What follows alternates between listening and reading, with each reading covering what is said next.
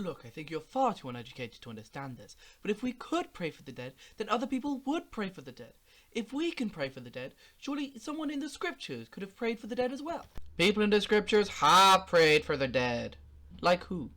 Like Judas Maccabeus in the second book of Maccabees, 12:43-46, where it says it is a holy, wholesome thought to pray for the dead. Well, obviously you can't count that example. Why not, Patrick? Because that comes from the book of Maccabees, and Maccabees is a ridiculous book full of unbiblical doctrines like prayers for the dead. Exactly. Right.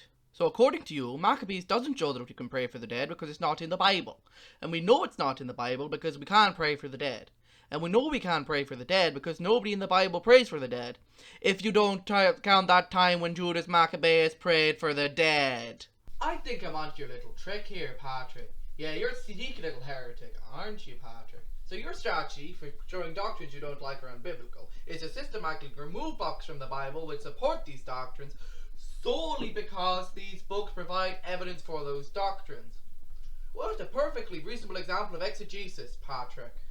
Yeah, we'd love to see you employ this strategy in the laboratory, Patrick. Hey, Connal, I just proved that there's no such thing as barium. And how'd you do that, Donnal? By throwing out all the samples of barium. I'm surprised more defense attorneys don't attempt this in the courtroom. Ladies and gentlemen of the jury, I have conclusively proven to you that my client is innocent, as long as you ignore the murder weapon, his confession, and the 400 witnesses who saw him stab that guy in the face.